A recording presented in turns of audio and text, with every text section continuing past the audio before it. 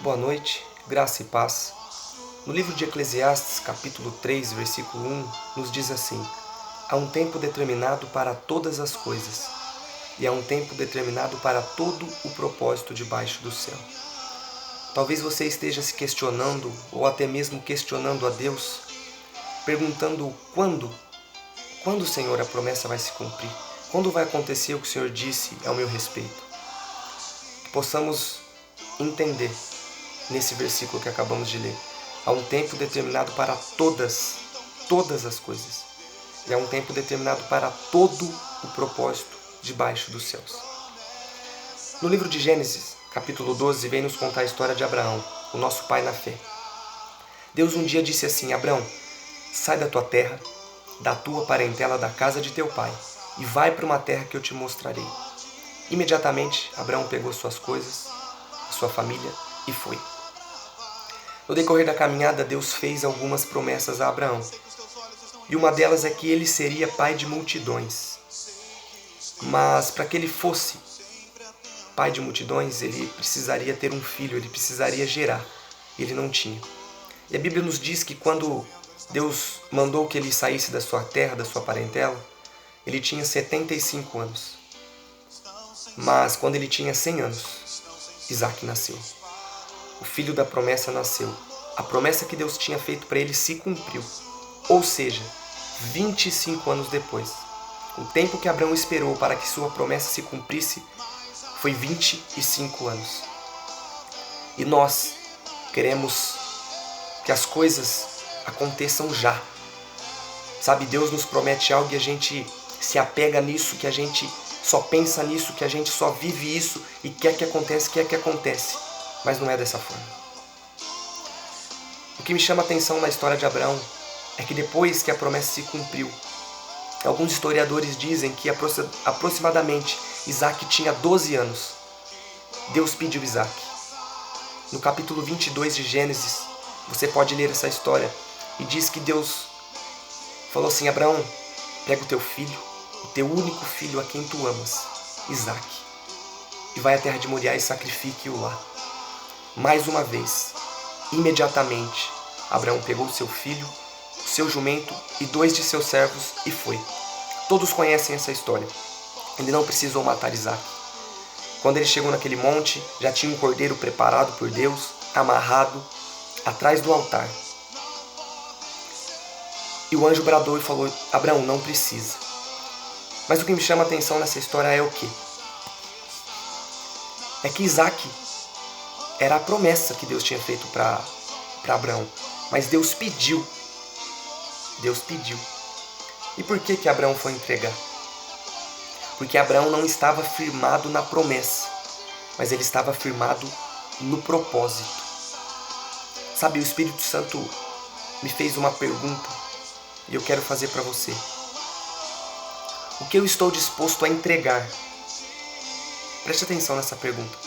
O que eu estou disposto a entregar para que o propósito se cumpra? Abraão esteve disposto a entregar seu filho, o seu único filho.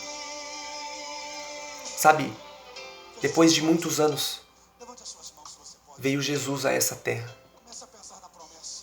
o nosso Salvador, o nosso Senhor, o nosso único caminho. Ele desceu com um propósito, um único propósito: ser morto na cruz do Calvário por mim e por você. Sabe, Deus esteve disposto a entregar o seu único filho para que o propósito da salvação se cumprisse na minha e na sua vida. Então entenda, maior que a promessa é aquele que prometeu. Sabe, o nosso real intuito nessa terra é cumprir o propósito e não esperar a promessa cair em nossas mãos. Entenda isso no seu espírito. A promessa é consequência de uma vida de propósito. E mais uma vez, o que você estamos dispostos a entregar para que o propósito se cumpra?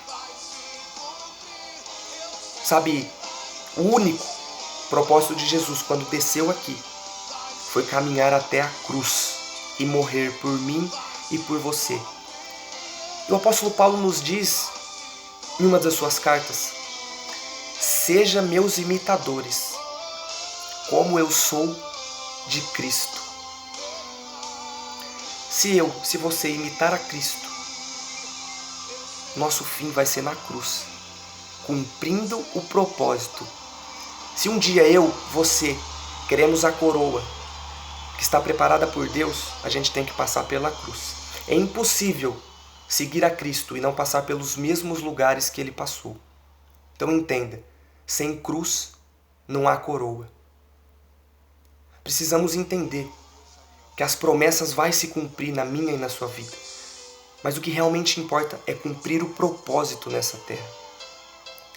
Sabe, por muito tempo eu vivi atrás de promessa, atrás de promessa, atrás de promessa. E o Espírito Santo me ensinou que uma pessoa que vive na promessa não recebe a promessa e nem cumpre o propósito. Por quê?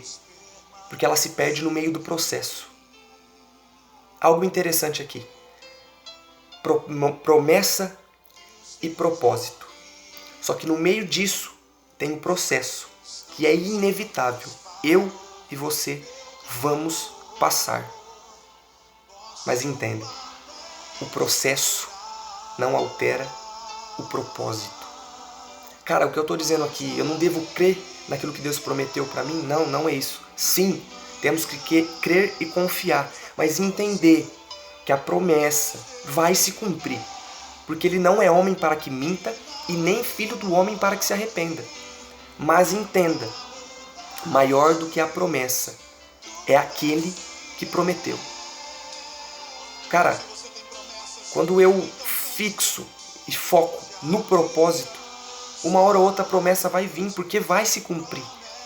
Então que eu quero deixar para vocês essa reflexão.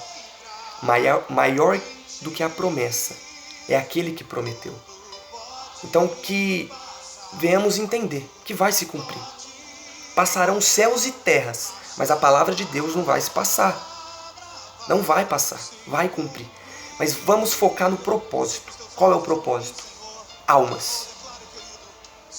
Se preciso for entregar a nossa vida, assim como Jesus entregou, para que almas sejam alcançadas por Cristo. Sabe, não ficar no nosso mundinho preso nas promessas. Ai, quando vai se cumprir aquilo que Deus prometeu? A minha casa própria.